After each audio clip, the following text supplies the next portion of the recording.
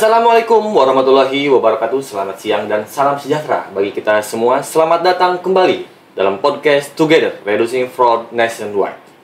Hari ini kita akan membahas topik yang sangat penting dan relevan, yaitu mengapa orang melakukan fraud.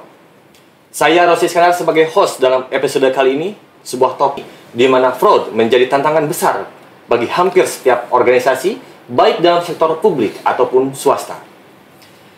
Dalam laporan Association of Certified Fraud Examiner atau sering kita sebut ACFE, Professional Fraud 2024, yang menyebutkan dan mengungkapkan bahwa fraud organisasi merupakan ancaman global yang sangat besar. Dengan perkiraan kerugian diperkirakan sekira 3,1 miliar dolar atau hampir 2.000 kasus yang diselidiki dari 138 negara. Satu hal yang paling menonjol adalah bahwa setiap tahun sekitar 5% dari pendapatan organisasi hilang karena fraud, yang berarti lebih dari 5 triliun dolar global hilang setiap tahunnya. Tentu saja ini dalam sebuah organisasi bukan hanya karena kehilangan uangnya, akan tapi juga tentang reputasi dan kepercayaan yang bisa rusak. Dan ini menjadi pengingat penting bagi kita semua dalam sebuah organisasi tentang betapa krusialnya membangun sistem dan budaya sehat. Mengapa ini penting? Karena kita tahu semakin lama fraud berlangsung, semakin besar kerugian yang ditimbulkan. Di mana rata-rata fraud berlangsung selama 12 bulan sebelum terdeteksi. Nah, berbicara tentang pencegahan, laporan ini juga menyoroti peran penting kontrol internal dan kesadaran terhadap fraud. Organisasi yang memiliki pelatihan anti-fraud dan saluran pelaporan yang efektif seperti hotline ataupun laporan daring cenderung mendeteksi fraud lebih cepat dan mengurangi kerugian secara signifikan. Dalam episode kali ini, diskusi kita mengapa orang melakukan fraud dengan dua pakar yang sangat hebat kita hadirkan saat ini. Yang pertama, Bapak Dr. Heri Subowo, CFA, selaku Presiden ACFE Indonesian Chapter, dan Ibu Dr. Anissa Setiati, selaku Wakil Rektor Bidang Pembelajaran dan Kemahasiswaan Universitas Logi. Selamat datang, Bapak dan Ibu. Terima kasih telah meluangkan waktu untuk berbincang santai dalam podcast Together Reducing Fraud Nationwide. Setelah melihat beberapa temuan kunci dalam laporan tahun 2024, jelas bahwa fraud adalah ancaman besar bagi organisasi. Khususnya bagaimana hari ini telah hadir dua narasumber yang sangat berkompeten akan bercerita tentang bagaimana cara mencegah dan menanggulangi terkait dengan fraud. Untuk itu, saya akan bertanya memulai kepada Bapak Heri dan Ibu Anis berkaitan dengan mengapa orang melakukan fraud. Baik, yang pertama kami memohon kepada Bapak Heri, kenapa orang melakukan fraud? Apakah ada peluang atau adanya setelah melihat temuan kunci dalam laporan Occupational Fraud 2024, jelas bahwa fraud adalah ancaman besar bagi organisasi di seluruh dunia. Pertanyaan ini akan kami lontarkan kepada Bapak Heri dan Ibu Anis. Mengapa orang melakukan fraud? Yang pertama, kepada Bapak Heri kami persilahkan. Ya, terima kasih Pak Rosi atas kesempatan yang diberikan kepada ACFE dan juga Bu Anis selaku Universitas Logi. Berbicara tentang fraud, maka teori penyebab fraud itu berkembang terus ya.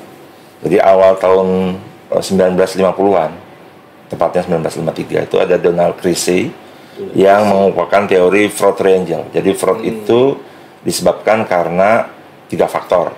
Pertama, karena ada opportunity. Kedua, karena ada financial pressure.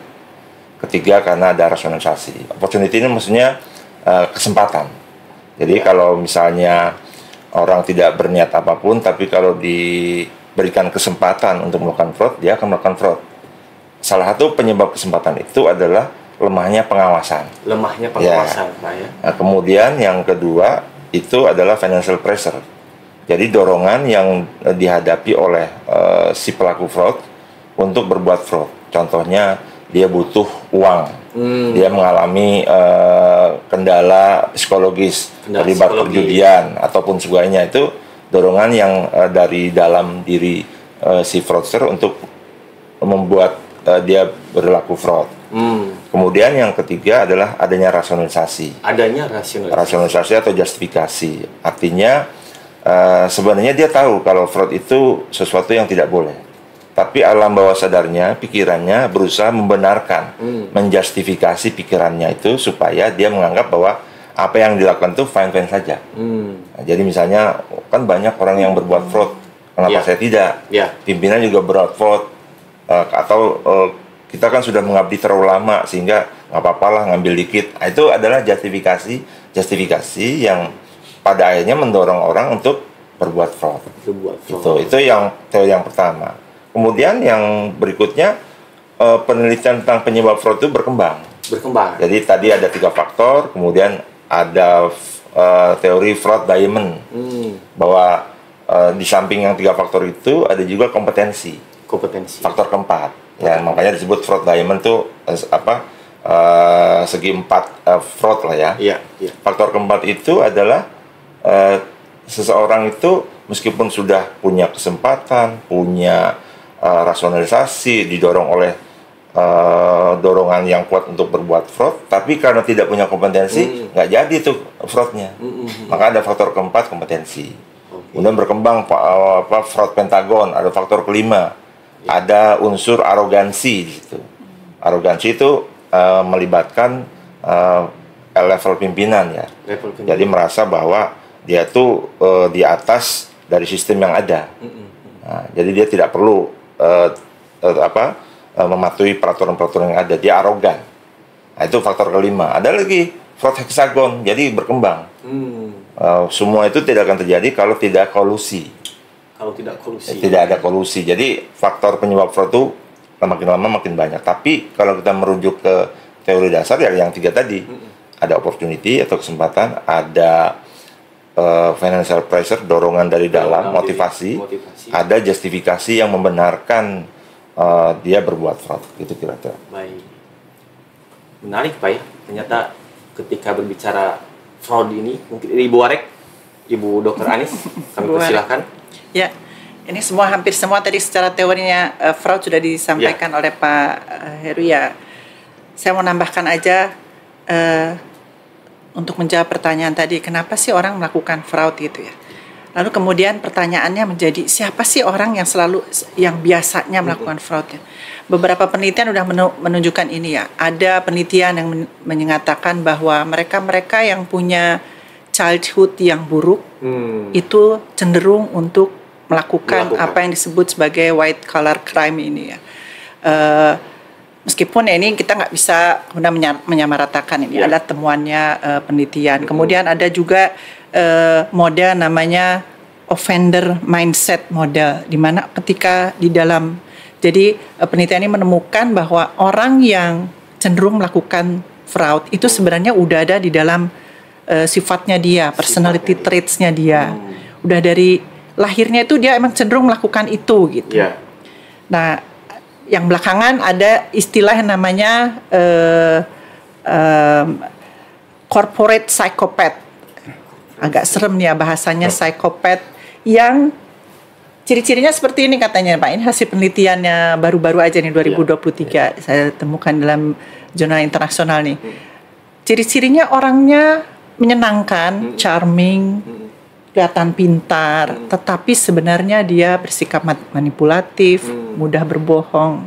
Nah, trait seperti itulah yang katanya cenderung orang-orang seperti itu yang cenderung melakukan fraud. Nah, ini benar atau tidak? Ini kenapa ini menjadi menarik bagi saya, terutama sebagai pendidik ya Pak? Karena kalau orang memang traits-nya sudah seperti itu, kalau kemudian apakah dia akan ujungnya nanti akan selalu jadi pelaku fraud?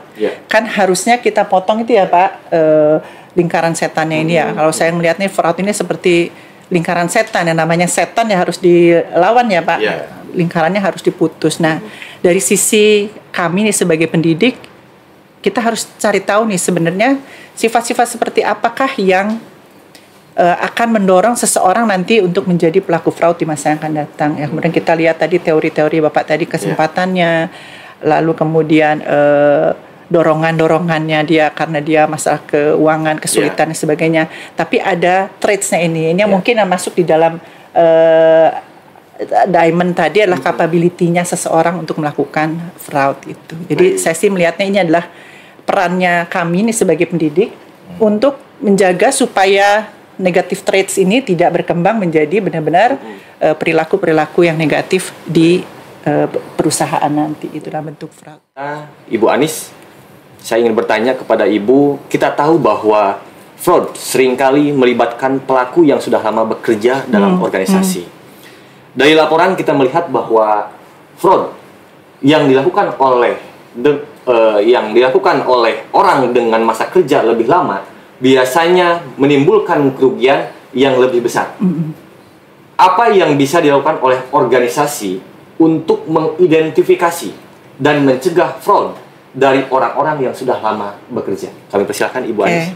Sebelumnya saya mau komentarin dulu nih laporan ini ya Pak. Kalau dari sisi saya pendidik nih ya Pak, kalau mereka yang sudah lama bekerja yang paling banyak melakukan fraud, berarti kesalahan utamanya bukan dari pendidik ya Pak. Bisa dibilang begitu ya. Nanti dunia kerja inilah yang kemudian membentuk perilaku-perilaku yang semakin lama malah menjadi semakin buruk, semakin besar, dampaknya semakin besar.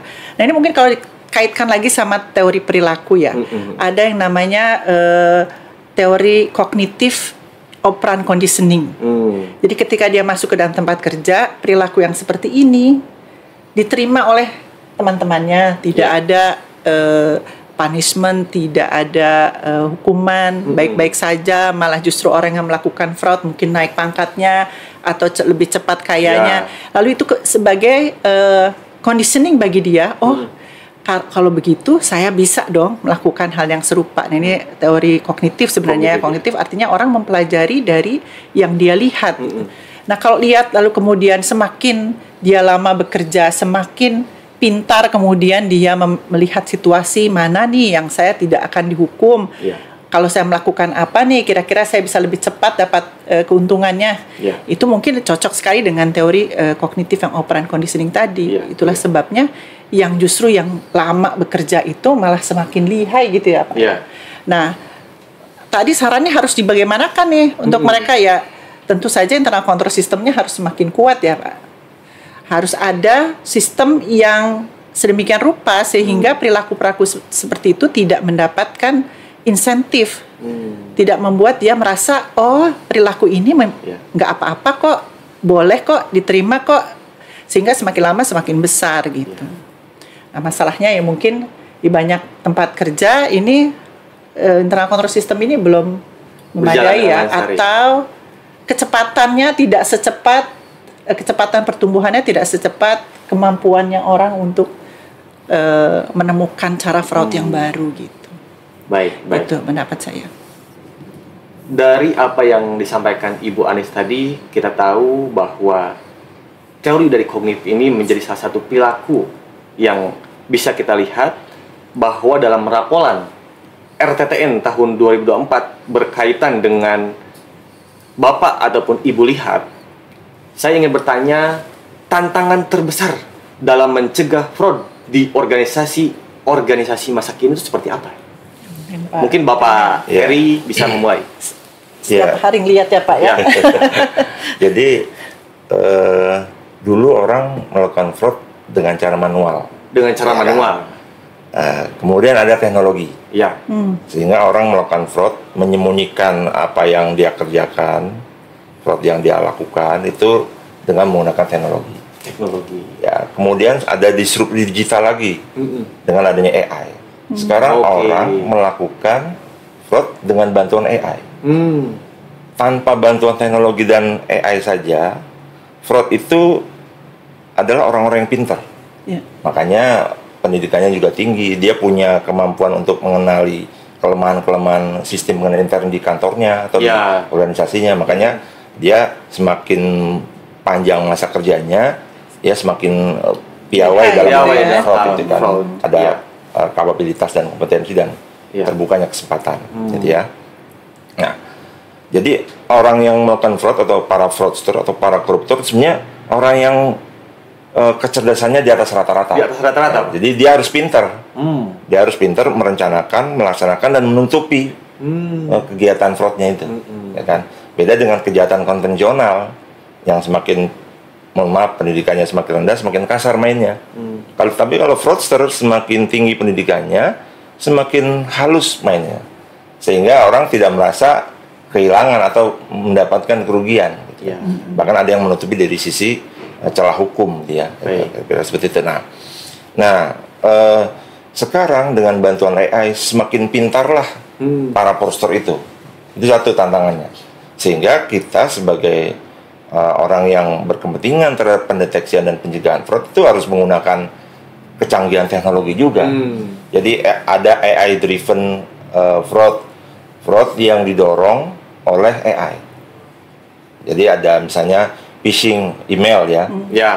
Sehingga kita terpancing untuk menghubungi nomor tertentu. Di sana sudah ada operatornya. Nah, sekarang operatornya itu robot. Yang bisa melayani diskusi-diskusi yang bisa nanti akan memakan korban korban fraud itu, ya kan? Kemudian ada juga deep fake, ya kan? Deep fake. Jadi orang itu sudah bisa dimanipulasi suaranya, mukanya, seolah-olah dia mengucapkan itu, padahal itu manipulasi, sehingga orang tertarik untuk mengerjakan yang diminta, kemudian tertipu dan fraud itu kan. Itu AI driven itu, sehingga kita harus menggunakan teknologi driven anti fraud measure. Jadi AI dilawan dengan AI. Teknologi dilawan dengan teknologi. Itu harus kejar-kejaran itu kita. Ya kan. Kemudian tantangan kedua adalah orang menjadikan fraud itu sebagai komoditas. Ya, makanya ada fraud for sale. Jadi fraud yang di dalam dark web itu, perangkat-perangkat untuk melakukan fraud, data-data curian, kemudian alat-alat yang itu diperjualbelikan secara bebas. Jadi dia sebagai komoditas, sehingga nanti orang yang mau melakukan fraud tinggal beli aja di situ. Di situ sudah dikelola secara profesional juga. Jadi mengandalkan kepuasan pelanggan juga gitu. Jadi fraud for sale, ya kan. Belum lagi nanti ada kalau dalam penindakan itu ada yang namanya anti forensic activities. Jadi ada atau anti forensic service. Ada service jasa-jasa konsultasi yang diberikan oleh konsultan untuk menasihati para fraudster sehingga lolos dari kejaran APH. Nah, itu kan berarti tantangan juga buat itu, ya kan? Jadi, itu adalah tantangan yang sifatnya ini makro ya. Tantangan yang sifatnya mikro, misalnya ya kelemahan sistem tadi. Kelemahan sistem itu menjadi celah bagi orang untuk melihat peluang, kesempatan untuk melakukan fraud. Gimana caranya untuk mencegah atau mendeteksi? Ya sistem dilawan dengan sistem juga. Ya kan? Misalnya katakanlah pungli. Ya, pungli itu terjadi kalau ada pertemuan fisik antara orang yang menyediakan jasa dengan orang yang meminta jasa. Ini harus dilawan dengan menciptakan sistem di mana tidak boleh ada pertemuan antara pemberi jasa dengan yang penerima jasa. Ya bikinlah misalnya dia pakai website ya online dia. Ya. Oh masih bisa berhubungan misalnya, ya kan? Misalnya dalam kondisi fraud itu atau pungli itu gampang terjadi pada waktu ada serah terima uang tunai, ya kan? Kalau kita bayar apa kan, tinggal dilebihin aja kan, dilebihkan, kemudian nanti lebih cepat lagi itunya. Kalau perizinan ada tambahan uangnya lebih cepat lagi. Itu pungli terselubung. Ya itu tidak boleh terjadi. Makanya harus diciptakan sistem yang tidak memungkinkan serah terima uang.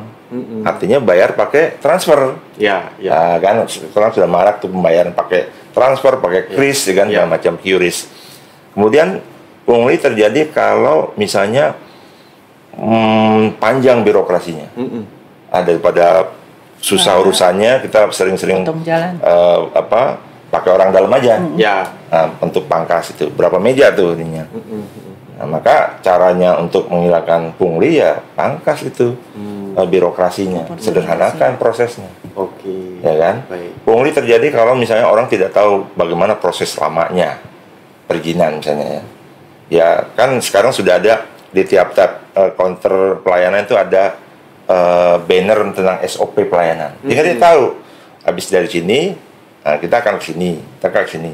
Kira-kira habis waktu setengah hari. Ya udah, kita kan ini akan mencegah orang untuk tergoda menggunakan jasa orang lain atau orang dalam atau calo. Pungli itu terjadi kalau misalnya si korban itu tidak tahu kemana harus melapor. Ya kan? Nah, sehingga akan muncul korban-korban baru. Ya kan? Akan tidak bisa terpetakan peta pungli itu. Solusinya, berikan nomor hotline yang nanti bisa memfasilitasi orang-orang yang akan menjadi korban pungli itu melapor. Kalau ada nomor itu, tentunya orang-orang yang mau menawarkan jasa pungli itu nanti akan hilang dengan sendirinya. Seperti itu tantangan, kemudian juga upaya untuk mencegah dan mendeteksi fraud itu. Saya ngambil contoh tentang pungli aja. Menarik Pak. Sedikit tergelitik tadi Pak. Saya berkaitan dengan semakin tinggi pendidikan seorang, semakin halus mereka berbuat untuk melakukan fraud. Nah, Ibu Anis, kami ingin mendengar dari pandangan Ibu berkaitan dengan bagaimana fraud dalam organisasi di masa kini. Jangan terus jadi kesimpulannya adalah kalau gitu jangan sekolah tinggi-tinggi gitu ya. Itu jadi kesimpulan yang salah ya. Karena itu mungkin kaitkannya dengan gini ya Pak Rosia. Ketika kita ngomong tentang atau bicara tentang pendidikan yang tinggi, pendidikan harus disertai juga dengan stabilitas emosional yang tinggi juga. Tadi kan salah satu penyebabnya adalah arogansi tadi ya Pak. Atau kepentingan yang ekonomi yang mendesak gitu ya. Itu jadi dibenarkan aja itu ya Pak. Karena saya lagi kepepet, jadi nggak apa-apa lah. Semua orang juga melakukan hal yang sama. Ini perasaan yang sama ketika kita lagi ngantri di jalan tol ya, terus tiba-tiba ada yang lewat bahu jalan, terus kalau saya nggak ikutan bahu jalan, saya nanti datangnya terlambat begitu ya. Dan itu kaitannya tadi tidak ada tingginya pendidikan atau tidak kalau ini dikaitkan dengan kestabilan emosinya dia. Karena itu kalau ini dikaitkan dengan pendidikan di perguruan tinggi, memahami skill dan hard skill saja itu tidak akan pernah cukup. Jadi selalu harus dibarengi dengan soft skill. Integrity itu menjadi bagian yang penting ya Pak Rosi kan tahu ya, kalau di trilogi himnanya itu salah satu yang kita kuatkan adalah integritas. Karena apalagi bagi kaum muda ya, apalagi sih yang bisa kita andalkan selain integritas gitu. Tadi bukan berarti kalau udah tua boleh fraud ya, belum melakukan fraud, tapi kalau muda saja sudah tidak punya integritas, lalu kemudian keahliannya dia, kepintarannya dia nanti akan dia pakai untuk hal-hal yang akan merugikan orang banyak. Sebenarnya gitu. Jadi bukan dibalik tuh. Biasanya orang yang pintar-pintar tuh yang fraud. Kalau gitu nggak usah sekolah pintar-pintar, itu nggak boleh begitu, seperti itu juga. Atau kalau begitu saya udah pintar nih, saya boleh dong melakukan fraud. Tidak begitu juga gitu. Karena tadi itu ya fraud akan merugikan orang lain dan diri sendiri sebenarnya ya. Itu kan persis seperti kalau kita mencontek di kelas ya. Nilainya mata kuliah itu mungkin akan bisa lulus, tapi apakah itu yang mau kita tuju ya? Apakah kita akan mendapatkan lulus dari mencontek? Padahal mungkin kalau kita nggak mencontek pun nilainya akan sama besarnya. Padahal kalaupun nanti kita nggak korupsi pun sebenarnya mungkin kita akan sama kayanya. Atau sebaliknya kalau kita korupsi pun mungkin kita akan sama miskinnya gitu kan. Sebenarnya percaya diri yang seperti itu yang sebenarnya perlu ditumbuhkan bagi generasi muda, dan itu yang kita tumbuhkan di mahasiswa-mahasiswanya kita gitu. Baik, menarik nih Bu. Berkaitan dengan tadi bahwa tidak cukup berkaitan dengan hard skill saja, tapi keterampilan soft skill-nya pun penting.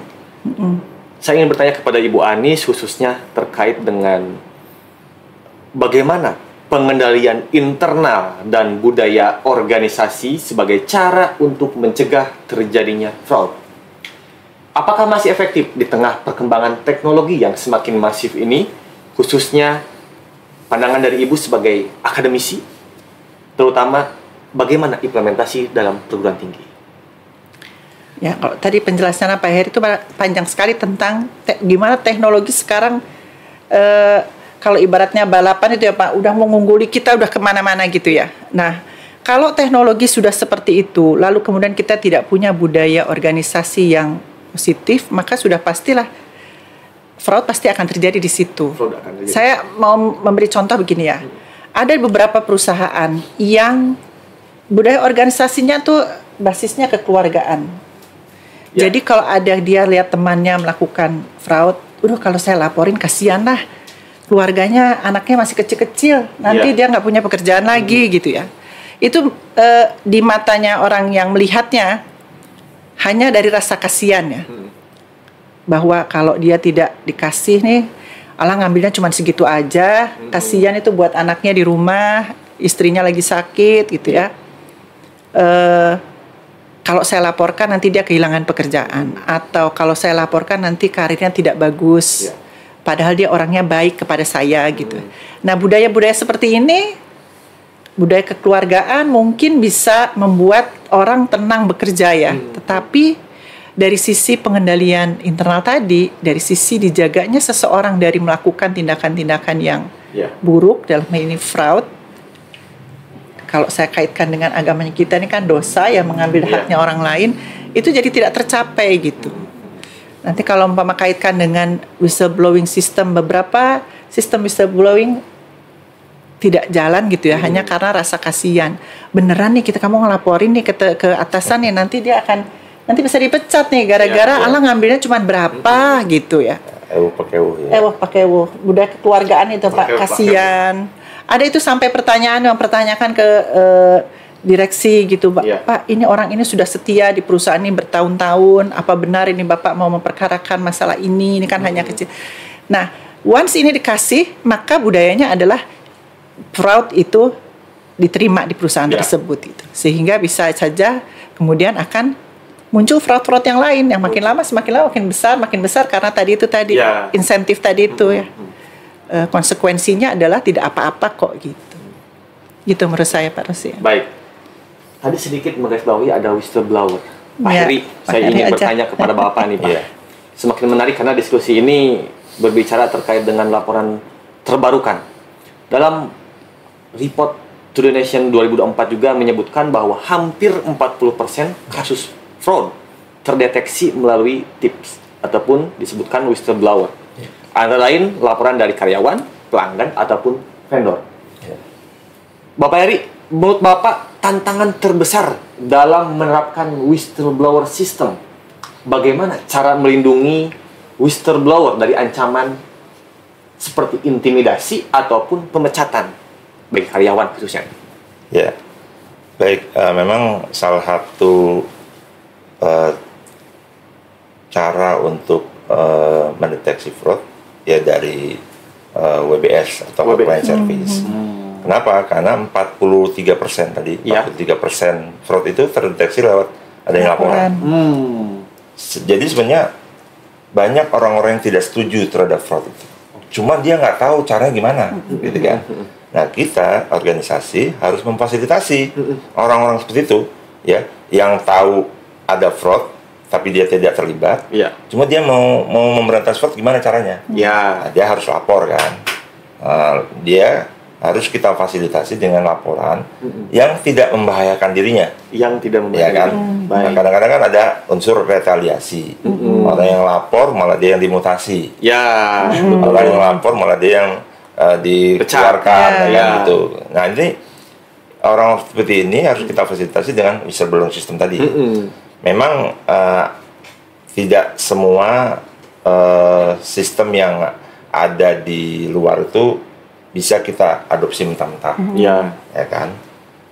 Kenapa? Karena ada faktor budaya. Tadi Ibu sudah bilang bahwa ada faktor enak nggak enak nih, melaporkan ini kan, memproses atau mau melaporkan teman itu nggak enak. Anaknya satu sekolah sama anak saya, gitu kan. Apalagi melaporkan atasan, kan? Kita kan budaya feodalismenya tinggi, jarak kuasanya itu lebar gitu ya. Kan?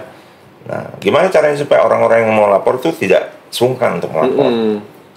Ya pertama ya harus anonim. Laporan itu kalau bisa yang tidak menunjukkan identitas. Supaya apa? Tidak bisa dilacak. Yang kedua, laporan itu harus dia itu harus segera mungkin di follow up. Ya, jadi jangan sampai hotline service ataupun nomor-nomor ataupun yang bisa dihubungi itu hanya ini aja, terabaikan, Mbak ya. Hanya gimmick gitu. Tapi lapor tapi nggak diproses gitu kan gitu. Dikumpulin aja. Ya, kemudian ada confidentiality. Jadi bisa juga anonim tapi si pemroses itu katakanlah internal auditor ataupun apa itu ember. Cerita kemana-mana. Akhirnya kan tahu juga. Diberesin dulu sebelum ya kan, dilindungi ataupun nanti orang yang melapor akhirnya ketahuan juga. Karena ada istilah dinding-dinding di kantor ini bertelinga. Serapat apapun di ini akhirnya kan mantul ketahuan juga. Oh, yang laporan dia nih. Makanya ada praktek bahwa si yang mengelola laporan-laporan whistleblower sistem itu di outsource ke pihak ketiga. Ada perusahaan-perusahaan konsultan yang menerima jasa untuk mengelola laporan itu. Dan dia laporannya langsung ke pucuk pimpinan. Jadi dijamin nggak bocor, gitu kan. Gitu. Jadi dan harusnya ada upaya untuk anti retaliasi. Tidak boleh orang yang melapor itu malah justru yang dihukum atau yang diproses duluan. Itu kira-kira seperti itu ininya. Baik. Dari apa yang tadi disampaikan Bapak berkaitan dengan bagaimana whistleblower tadi disampaikan, tentu ini Ibu Anis, kami ingin bertanya pandangan Ibu. Kalau menurut Ibu, cara membangun budaya perusahaan yang mendorong karyawan termasuk mahasiswa untuk melapor terkait kecurangan. Nah, seperti apa tuh, Bu?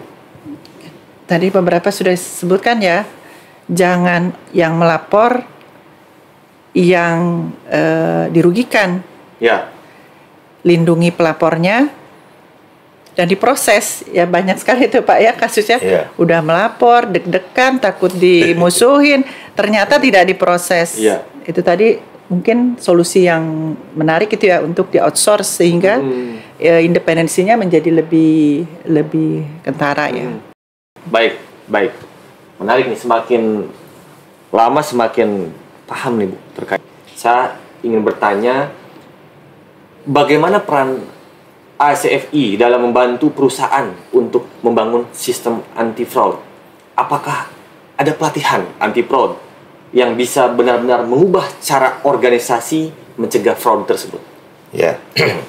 Jadi ACFI ini adalah asosiasi profesi para fraud examiner sedunia. Itu berdiri tahun 1985. Anggotanya adalah fraud investigator sedunia. Nah, kemudian dia punya cabang-cabang, namanya chapter di setiap negara.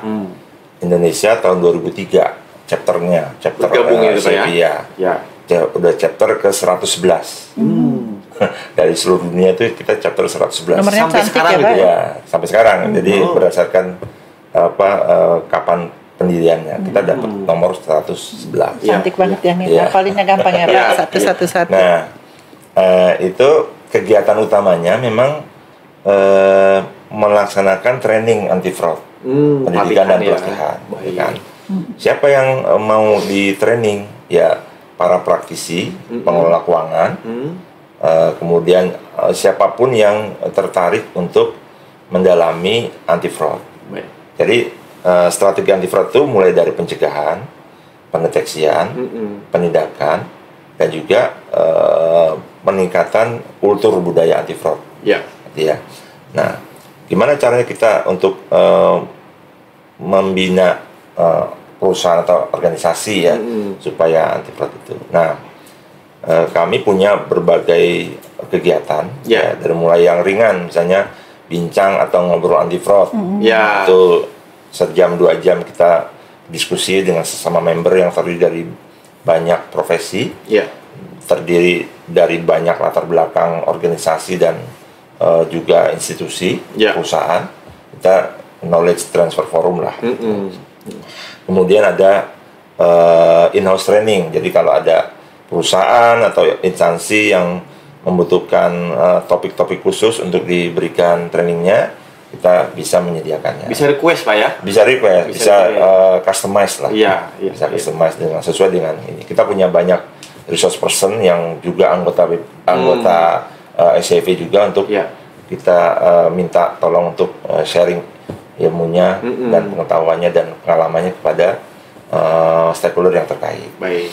Kemudian kita juga ada untuk akademisi Bu, ini ada call for paper, dan juga dalam rangka memperingati Hari Anti Korupsi Sedunia ada Fraud Awareness Week, melibatkan para mahasiswa.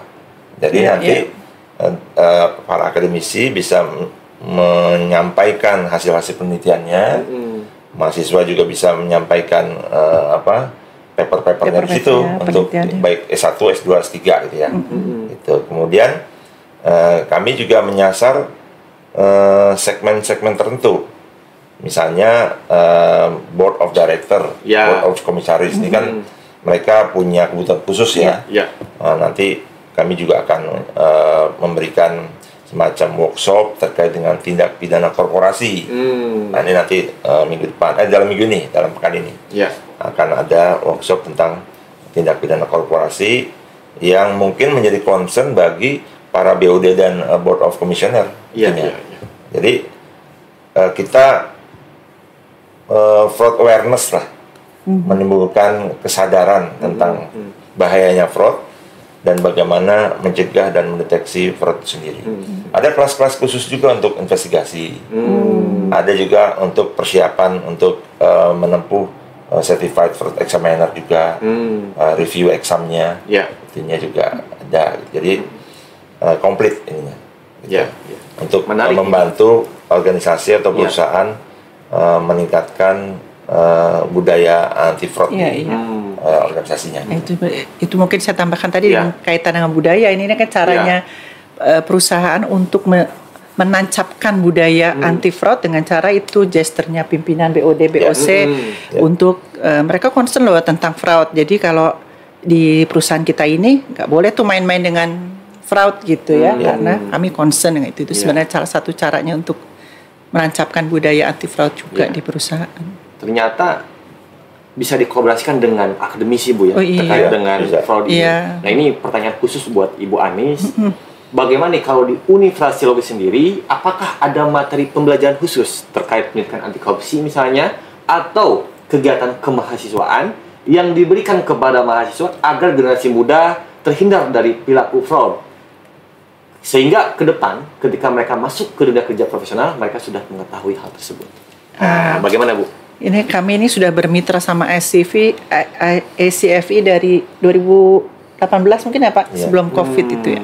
Sebelum COVID. Iya, mulai dari sebelum COVID-nya kami sudah bermitra dengan tujuan itu ya, bahwa kita ingin membawa diskusi-diskusi tentang fraud ini ke dalam diskusi-diskusi ilmiah. Dan ini sebenarnya bukan hanya untuk mahasiswa yang ada di program studi akuntansi saja ya Pak. Mungkin kalau mau jadi examiner mungkin harus dari akuntansi mungkin ya. Tetapi kalau dilihat dari pelaku fraud itu kan tidak semuanya dari akuntansi, malah semua lintas bisa gabung, jurusan bisa gabung. Bisa, sehingga diskusi-diskusi seperti ini sebenarnya harusnya lebih diikuti oleh semua mahasiswa. Dan ke depannya kita juga mulai, selama ini kita mengikuti banyak kerjasama dalam bentuk conference, kita sudah co-hosting beberapa call for papers, co-hosting beberapa seminar. Pak Heri ini udah jadi pembicara di seminar kita, udah tak terhitung banyaknya. Demikian juga ketua presiden-presiden SCFI yang sebelumnya, dalam rangka itu ya, untuk membawa budaya anti fraud itu ke dalam pendidikan, kampus gitu. dunia pendidikan. Baik. Terima kasih Ibu Warek. Ini Pak Heri nih. Saya ingin menggali lebih dalam khususnya terkait dengan ACFA. Tadi Ibu Anis menyampaikan bahwa untuk bergabung atau kelulusan kami yang nanti bisa menjadi bagian, kalau Bapak menyampaikan sebagai peminat Pak ya, untuk bisa mau ikut ataupun terkait dengan pencegahan fraud ini. Nah Pak, siapa saja yang dapat bergabung untuk menjadi mitra ataupun dalam organisasi ACFA Indonesia Chapter ini, dan bagaimana komunitas ini membantu profesional anti fraud berkembang, serta apa saja program dan kegiatan ACFA Indonesia Chapter yang dapat diikuti ataupun keunggulan yang diberikan ketika bergabung. Baik, sebenarnya keanggotaan kami itu terbuka untuk siapa saja yang menaruh minat terhadap anti fraud. Kan?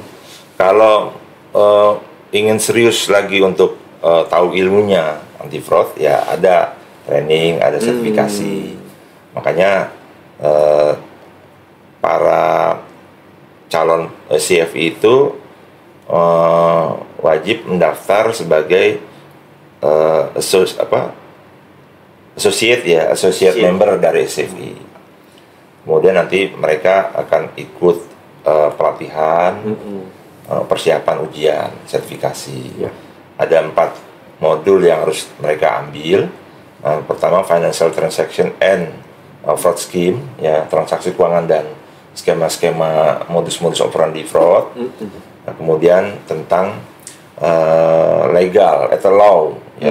Cuma sayangnya law-nya itu law-nya Amerika. Jadi kita terpaksa harus belajar tentang law, tentang hukum acara di Amerika, ya. Kemudian ada teknik-teknik investigasi. Kemudian ada satu lagi sustainable practices. Ininya. Jadi ada 4 itu yang harus lulus, ya. Kemudian bagi para pemerhati ataupun peminat anti fraud juga bisa bergabung tanpa harus CFI holder dapat gitu ya. Kami membuka keanggotaan affiliate ya. Jadi affiliate itu nanti tergabung di situ ada mahasiswa, ada akademisi, ada APH di situ yang tidak perlu mengejar gelar profesi CFI, tapi dia ingin berbagi pengalaman atau ingin mencari pengetahuan dari teman-teman yang lain, bisa bergabung di situ dengan menjadi member affiliate di situ. Banyak mahasiswa dan juga dosen tergabung di situ. Nah, kemudian bagaimana mendorong profesi, ya? Ini tidak hanya khusus untuk akuntan, ada dokter, ada dokter gigi, ada pengacara, ada macam-macam profesi yang tergabung di sini, ya, sehingga kita multidisiplin. Sehingga kalau misalnya ada isu nih mengenai tentang laporan keuangan yang financial statement fraudulent, ya kan, yang startup yang kemarin tuh, itu kan fraud di bidang laporan keuangan, itu kan e-fishery itu. Nah, itu langsung kita adakan semacam FGD ataupun dijadikan topik. Siapa yang memahami topik itu nanti kita undang, ya kan. Kemudian ada beberapa, misalnya sekarang kayak AI driven fraud, kita punya profesor di situ, yang ahli di bidang itu. Di Prof Gatot itu dari BINUS tuh ada. Jadi itu beliau juga kita minta untuk sharing orasi ilmiahnya di teman-teman anggota CFI. Jadi kalau sudah anggota mengikuti kegiatan-kegiatan itu ada yang gratis juga, ada yang gratis terutama untuk meningkatkan kesadaran etik, karena kalau sudah menjadi anggota CFI itu minimal berapa jam itu tentang etik, itu tentang etika. Ada juga tentang teknologi informasi, ada tentang teknik-teknik investigasi. Pokoknya itu membantu para praktisi yang berminat tentang anti fraud itu bisa ikut di kegiatan namanya continuous professional education, pendidikan profesi berkelanjutan. Jadi untuk maintain sertifikasinya juga. Gitu. Nah, jadi kan berarti dengan adanya itu kita akan saling berkomunikasi dengan teman-teman dari profesi yang lain. Ya. Kemudian juga bisa komunikasi dengan pimpinan-pimpinan instansi atau perusahaan, sehingga di situ bisa dilakukan kegiatan-kegiatan yang menimbulkan kesadaran anti fraud yang tinggi. Kenapa? Karena semakin sering dilakukan training anti fraud, itu perangkat-perangkat anti fraud yang itu berfungsi. Hotline-nya berfungsi, whistleblower-nya berfungsi, ya kan? Karena mereka sudah semakin sadar. Menjadi tidak berfungsi kalau dia tidak ada kesadaran menggunakan itu. Apa yang dimaksud dengan fraud, mana yang bukan, itu juga harus dikasih tahu. Bagaimana cara melapornya itu juga harus dikasih tahu. Begitu kira-kira. Dan juga kita memberikan masukan-masukan ya kepada institusi-institusi dari sisi keprofesionalan kita. Ya kan? Misalnya mereka punya strategi anti fraud policy yang baru, dimintaikan semacam masukan kita juga bisa. Jadi kita terbuka untuk siapa saja sesuai dengan moto kita, Together Reducing Fraud Worldwide. Bersama-sama membangun bersama-sama mengurangi fraud di seluruh dunia. Berarti ada unsur kolaborasi, ada unsur koordinasi, ada unsur kerjasama di situ. Baik. Terima kasih Bapak Heri. Ini bagi para pemirsa pendengar yang budiman, bisa kalau ingin menjadi affiliate bisa bergabung dengan kami, nanti cek di website kami Pak ya. Di nomor yang nanti di hotline bisa disampaikan. Kemudian juga sebelum penutup ini, tentu dari apa yang telah disampaikan oleh Bapak Heri selaku Presiden dari SCFA dan Ibu Dr. Anis sebagai Wakil Rektor di bidang pembelajaran kemahasiswaan Universiologi, ini sangat luar biasa materi yang disampaikan. Saya selaku host ingin meminta Ibu dan Bapak closing statement nih Pak, terkait dengan podcast kali ini. Mungkin dari Ibu dulu. Boleh. Ya. Karena saya dosen ini ya Pak ya, ngomongnya untuk mahasiswa nih, kadang-kadang kita membawa topik-topik fraud ke perguruan tinggi tuh kayak ini, fraud ini jauh nih, saya nggak akan melakukan ini, yang melakukan itu kan bapak ini, bapak itu, ibu ini, bu itu. Nggak ada di dalam saya yang ada tendensi untuk melakukan fraud. Tapi tadi seperti kata Pak Heri tadi, semakin kita aware tentang bahayanya fraud, nanti secara tidak sengaja, secara refleks, ketika kita nanti masuk ke dunia kerja, ini mahasiswa kadang-kadang nggak sadar ya Pak, bahwa begitu selesai kuliah, mereka akan bertemu langsung dengan berbagai masalah, termasuk diantaranya potensi terjadinya fraud di depan mata mereka. Nah, begitu mereka melihat itu, kalau konsep fraud ini sudah masuk ke dalam kepala mereka, secara refleks nanti mereka akan bisa memilah nih, bagian ini nih fraud nih, saya nggak akan mau deket-deket di sini. Bagian ini boleh nih saya lakukan nih, dan seterusnya ya. Ini harapannya kami seperti itu. Jadi membawa topik fraud ke dalam konten pembelajaran, ada tujuannya seperti itu, supaya mahasiswa itu aware. Dan bukan hanya mahasiswa, mungkin nanti lama-lama mereka akan membawa itu ke lingkungannya mereka yang lebih besar lagi, aware bahwa fraud ini berbahaya bagi banyak orang. Ya, selanjutnya mungkin Bapak Heri kami persilahkan. Ya, memang menyambung dari Bu Anis tadi, fraud ini berbahaya. Berbahaya. Bahkan kalau ada istilah korupsi atau fraud itu sebagai extraordinary crime. Extraordinary crime. Bukan ordinary crime ya. Extraordinary. Bukan crime yang biasa-biasa bukan aja. Yang biasa-biasa ya. Nah, bukan kejahatan biasa. Kalau ada lakukan bukan cinta biasa. Ini bukan kejahatan biasa. Maka untuk memeranginya harus extraordinary effort untuk menandingi keluar biasaannya. Caranya dengan menggunakan semua jenis jurus, kan, menggunakan semua strategi baik pencegahan, penindakan maupun pendeteksian, menggunakan pendekatan yang holistik, kan. Ada pendekatan budaya, ada pendekatan sosial, ada pendekatan hukum, ya kan, ada pendekatan menggunakan teknologi. Jadi semua jurus kita gunakan. Dan yang lebih penting lagi, merangkul semua pihak yang concern terhadap anti fraud. Maka ini tidak hanya gawainya APH atau gawainya internal audit ataupun BPK ataupun BPKP atau KPK semua. Nah, termasuk akademisi, termasuk istilahnya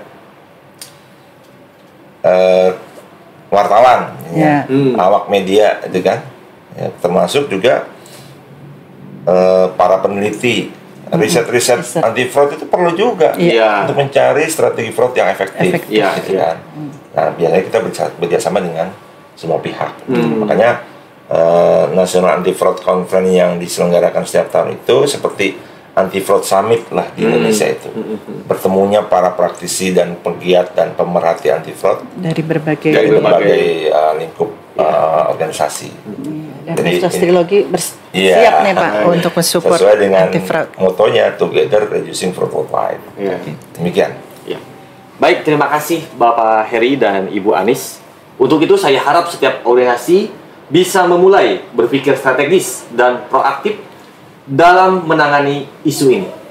Terima kasih sudah mendengarkan podcast Together Reducing Fraud Nationwide. Sampai jumpa di episode berikutnya. Assalamualaikum warahmatullahi wabarakatuh. Waalaikumsalam.